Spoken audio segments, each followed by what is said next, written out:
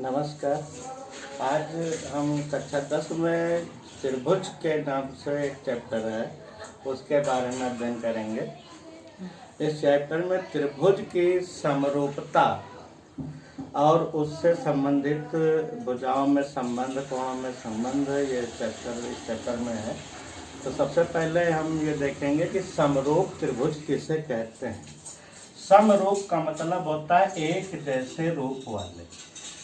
अगर दो त्रिभुज ऐसे हों जिनके कोण समान हों, अगर इन त्रिभुजों, मान लीजिए दो त्रिभुज हैं ए बी सी और दूसरा त्रिभुज है पी क्यू आर, यदि इनके संगत कोण समान हो, अर्थात शीर्ष कोण ऊपर शीर्ष कोण के बराबर हो, आधार का कोण इस बी कोण क्यू के बराबर हो, कोण सी और कोण आर बराबर हो, तो ये त्रिभुज समरूप कहलाते हैं।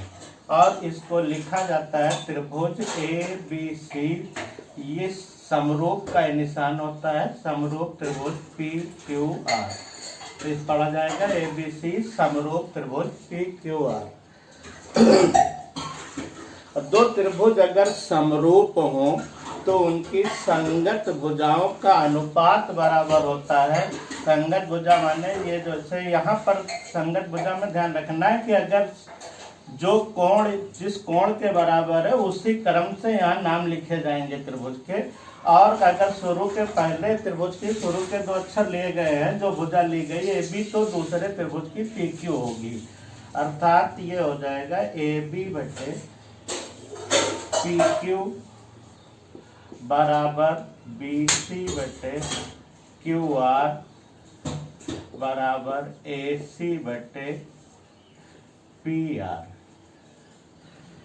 यदि ये त्रिभुज में मान लीजिए दूसरा कोई त्रिभुज हो, इसमें कोण इसी क्रम से न बराबर हो करके जब दूसरा हो, इस तरह से कि त्रिभुज मान लीजिए ये ए बी सी ही है और दूसरा त्रिभुज पी क्यू आर इस तरह लिया गया,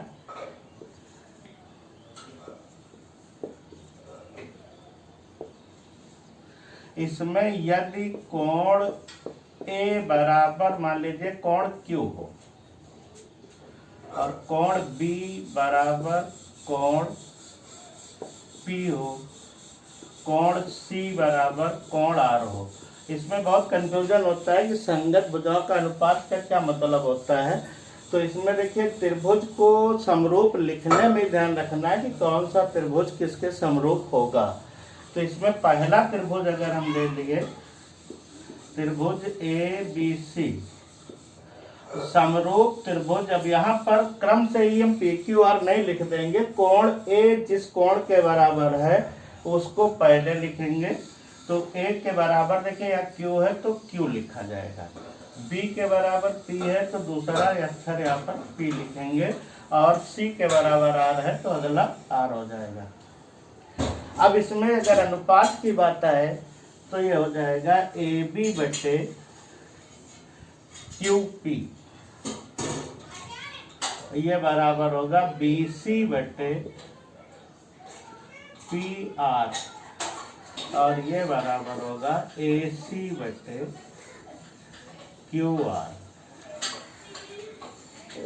इसके बाद इससे संबंधित एक त्रिभुज के क्षेत्रफल से संबंधित है एक सूत्र, उसको ध्यान रखना है। उसके बाद में जो इसकी जो आधारभूत प्रमेय है उसके बारे में पढ़ेंगे।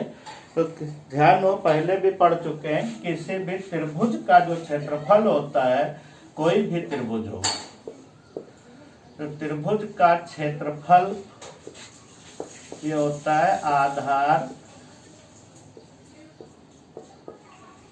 गुणे ऊंचाई, या शीर्ष लंब भी इसी को कर सकते हो, आधार गुणे ऊंचाई बटे 2। अभी ऊंचाई के लिए ध्यान रखना है, कोई जरूरी नहीं है कि जो है शीर्ष लंब डाला जाए तो आधार को वो काटे ही। अगर ये त्रिभुज ए बी सी है, इसमें शीर्ष लंब यहाँ से डाला गया, इस पर ये मान लीजिए एम आ गया, तो त्रिभुज ए बी सी का क्षेत्रफल ये बराबर हो जाएगा 1/2 गुणे BC गुणे AM। इस चीज को त्रिभुज ABC का क्षेत्रफल, इसको शॉर्ट में इस तरह से लिख सकते हैं, एरिया ऑफ ट्रायंगल ABC। ये बराबर हो जाएगा हाफ BC इंटू AM। भाई जी वे ये जो है शीर्ष से लंब डाला जाए और आधार को ना काटे। त्रिभुज अगर इस तरीके का बना हो, ये त्रिभुज ABC हो, अब इसमें अगर हम शीर्ष से आधार पर लंब डालेंगे तो आधार को काटेगा नहीं। फिर भी इस त्रिभुज की ऊंचाई जो होगी ये यही AM ही होगी, क्योंकि शीर्ष से आधार पर लंब डाला जाए। आधार को अगर बढ़ा दिया जाए, आधार को जहाँ पे काटेगा ये ऊंचाई, त्रिभुज की ऊंचाई, या इसी को शीर्ष लंब कहा जाता है। इसके बाद एक जो है त्रिभुजों का एक गुण और है कि अगर कहीं दो समांतर रेखाओं के बीच में एक ही आधार पर त्रिभुज बनाए जाए, अगर मान लीजिए ये दो समांतर रेखाएं हैं, ये मान लीजिए AB है, दूसरी ये CD हो गई। अब इस आधार और इस समांतर रेखा के बीच, माने इस समांतर रेखा पर हम कहीं भी कोई भी पॉइंट लें और उसको अगर हम इन दोनों सिरों से मिलाएंगे तो जितने भी त्रिभुज बनेंगे इन सब का क्षेत्रफल बराबर होगा। ये PQR त्रिभुज है, तो इसमें हो जाएगा एरिया ऑफ ट्रायंगल PAB ये बराबर होगा एरिया ऑफ ट्रायंगल QAB, और ये बराबर होगा एरिया ऑफ ट्रायंगल RAB। इसका कारण यह है कि इन समांतर रेखाओं के बीच की ऊंचाई सदैव समान होती है। तो अगर आधार एक ही है तो इन सब की ऊंचाई, चाहे ये काटें चाहे इसके बाहर काटें, सारे त्रिभुजों की ऊंचाई हर जगह बराबर होगी। अगर ये H है तो ये भी H होगी, ये भी H होगी। आधार अगर समान है और एक ही समांतर रेखाओं के बीच में कोण त्रिभुज बने हुए हैं तो इन त्रिभुजों के क्षेत्रफल बराबर होते हैं। समरूप त्रिभुज में सबसे पहली प्रमेय है जिसे आधारभूत आनुपातिक प्रमेय या थेल्स प्रमेय के नाम से जानी जाती है। इसका कथन है कि किसी त्रिभुज में आधार के समांतर खींची गई रेखा शेष दो भुजाओं को समान अनुपात में विभाजित करती है। इसको स्टेटमेंट कहते हैं। और अगर परीक्षा में अगर आ जाती तो यहाँ पे लिखा होता सिद्ध कीजिए, तब ये कथन न लिख करके वहाँ होता सिद्ध कीजिए किसी त्रिभुज में आधार के समांतर खींची गई रेखा शेष दो भुजाओं को एक ही अनुपात में विभाजित करती है। तो कथन के आधार पर ही हम क्या ज्ञात है इसको देखते हैं। जब दे दिया गया कि त्रिभुज में आधार के समांतर, इसका मतलब एक कोई त्रिभुज होगा और उसमें आधार के समांतर एक रेखा खींची गई होगी। तो इस कथन के आधार पर ही हम ये ज्ञात है निकालते हैं। तो दिया हुआ है कि पहले त्रिभुज ABC में आधार के समांतर एक रेखा खींची गई है, इसको ज्ञात है या दिया है के नाम से लिखते हैं। त्रिभुज ABC में आधार BC के समांतर, आधार BC के समांतर एक रेखा DE खींची गई है। इसके बाद अगली हेडिंग होती है सिद्ध करना है। हमको इसमें देख सिद्ध क्या करना है, क्या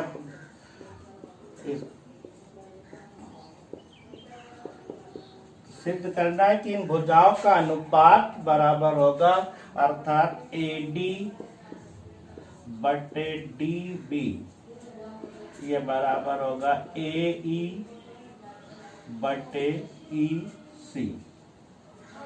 अगला इसके बाद आता है कि ये हम सिद्ध करने के लिए इसमें क्या करें, तो उसके लिए कुछ सवालों में होता है कि हम अपनी तरफ से कुछ रचना करते हैं जिससे हमें आसानी हो इसको सिद्ध करने में। तो अगली हेडिंग होगी रचना। रचना क्या करते हैं कि डी से इस भुजा पर लंब हम डालेंगे, ये मान लीजिए पी है, और ई से इस भुजा पर एक लंब डालेंगे, ये क्यू कर लीजिए, और दूसरा ये है डी सी और बी ई।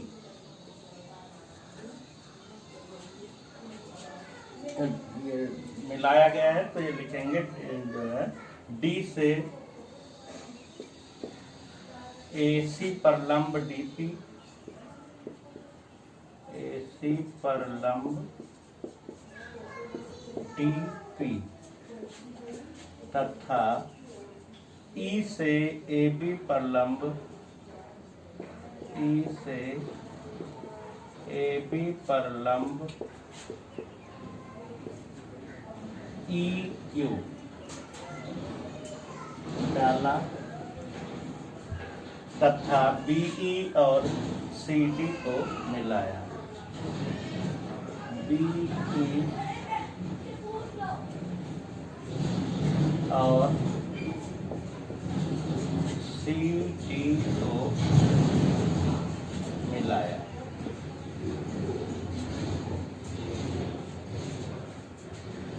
अब इसको सिद्ध करने के लिए हम जो है त्रिभुज के क्षेत्रफल, जो अभी पीछे पढ़ाए, पीछे भाई बताया गया था कि त्रिभुज का क्षेत्रफल होता है आधार गुणे ऊंचाई बटे 2, और दो समांतर रेखाओं के बीच और एक ही आधार पर बने त्रिभुजों का क्षेत्रफल बराबर होता है, उसका उपयोग करेंगे। तो सबसे पहले हम निकालेंगे त्रिभुज ADE का क्षेत्रफल।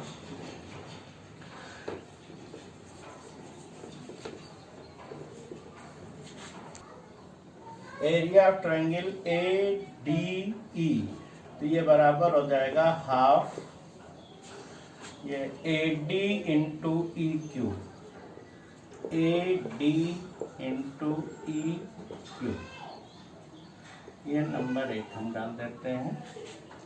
और पुनः ये एरिया ऑफ ट्रायंगल हम लेते हैं DBE, area of triangle DBE, तो इसमें हो जाएगा हाफ DB इंटू EQ, ये संबंध तो हो जाएगा।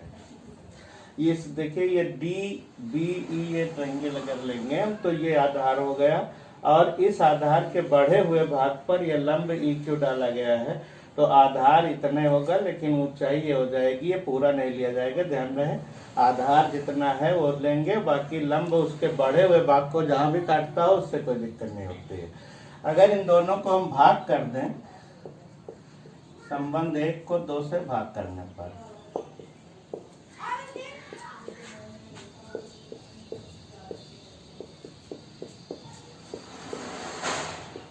भाग करेंगे जब, तो area of triangle ADE upon area of triangle DBE, ये बराबर हो जाएगा हाफ AD गुणे EQ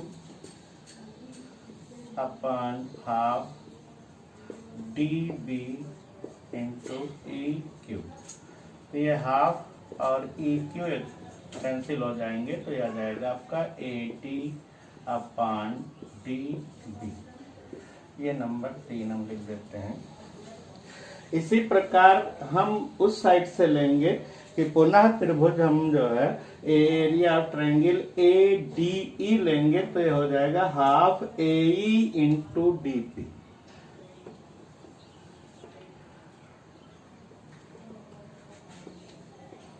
इसको दोबारा लिखेंगे, पुनः हम ले लेते हैं, पुनः एरिया ट्रायंगल ADE इसको आप लिख सकते हैं हाफ AE इंटू DP, और area of triangle DEC, DEC ये बराबर हो जाएगा हाफ EC इंटू DP। इसको यहाँ संबंध हम अपना बदल देते हैं, 3 तक हो गया था, इसको 4 लिख दें, 5 लिखते हैं। और अगर इसको हम तो यही है संबंध 4 को अगर 5 से भाग कर दें तो area of triangle ADE upon area of triangle हो जाएगा DEC, और ये बराबर हो जाएगा half AE into DP upon half EC into DP। तो ये DP कट जाएगा और हाफ कट जाएगा, तो ये बचेगा AE अपॉन EC। इस संबंध को हम 6 लिख सकते हैं। अब इसके बाद अभी बताया गया था कि एक ही आधार और 2 समांतर रेखाओं के बीच बने त्रिभुजों के क्षेत्रफल बराबर होते हैं। तो यहाँ लिख देंगे इस चीज को कि एक ही आधार, या इस तरह लिखते हैं कि चूंकि त्रिभुज DEB तथा त्रिभुज DEC एक ही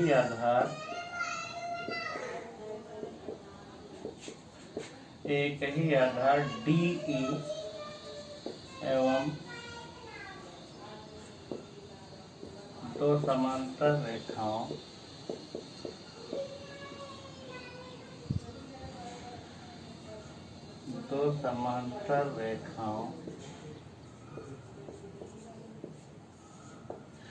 DE तथा BC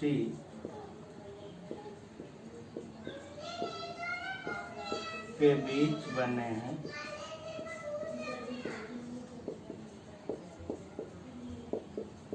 इसलिए एरिया ऑफ ट्रायंगल DEB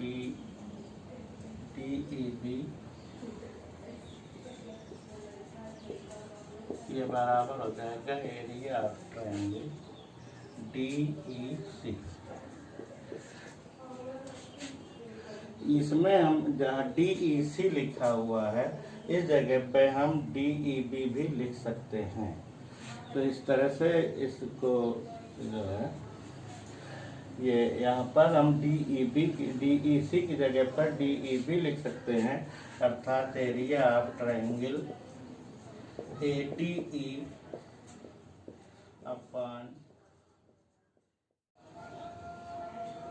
तो देखा आप संबंध 3 में जो है ये आपका ट्रायंगल निकला था ADE बटे DBE बराबर AD बटे DB, और संबंध 6 में यही आया एरिया ऑफ ट्रायंगल ADE बटे BDE ये बराबर AE बटे EC।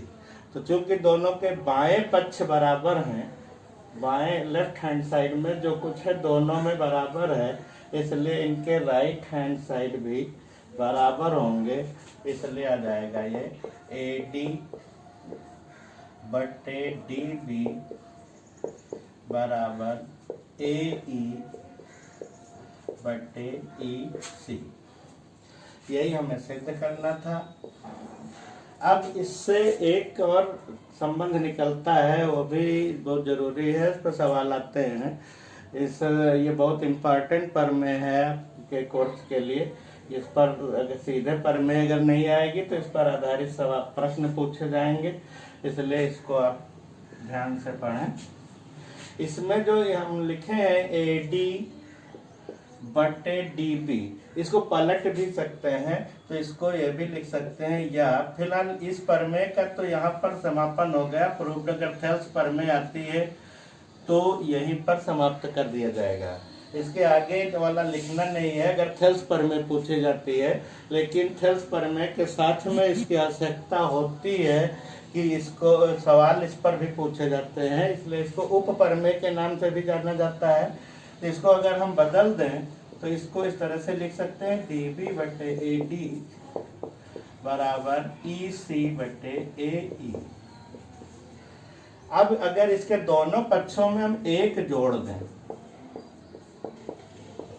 दोनों पक्षों में 1 जोड़ने पर 1 अगर जोड़ देंगे तो जो है dB बटे AD प्लस 1, ये बराबर होगा EC बटे AE प्लस 1। अब अगर हम एलसीएम ले लें तो इसके नीचे क्योंकि कुछ नहीं है, इसलिए एलसीएम में यही AD आ जाएगा, तो यह आ जाएगा dB प्लस AD और इसमें आ जाएगा EC प्लस AE अपान AE। अब आप चित्र के हिसाब से देखें तो देखिए dB प्लस AD माने ये भुजा प्लस ये तो पूरा जोड़ के AB हो जाएगा। इसी तरह इधर तरफ EC प्लस AE और EC जोड़ेंगे तो AC हो जाएगा। तो इस चीज को हम लिख सकते हैं AB बटे AD, ये बराबर हो जाएगा AC अपान AE। ये संबंध भी आपका बहुत जरूरी है कि देखिए अगर इस तरह से है कि किसी त्रिभुज में आधार के समांतर रेखा खींच दी गई है तो बड़े त्रिभुज की भुजा बटे छोटे त्रिभुज की भुजा, और ये होता क्या है, अभी पीछे जो शुरू में पढ़ाया गया था कि त्रिभुज समरूप होते हैं तो उनकी भुजाओं में अनुपात बराबर होता है। तो ये दोनों त्रिभुज समरूप हो जाएंगे क्योंकि ये जब समांतर रेखा खींची गई है तो नीचे का ये कोण और यह कोण बराबर हो जाएगा, इनको संगत कोण कहते हैं। इसी तरह से यह कोण इस कोण के बराबर हो जाएगा और कोण ए दोनों में है, दोनों त्रिभुजों में है, बड़े त्रिभुज में भी छोटे त्रिभुज में ही इस त्रिभुज हो जाएगा ABC और ADE समरूप हो जाएंगे और उस समरूप के आधार पर भी यह संबंध लिखा जा सकता है।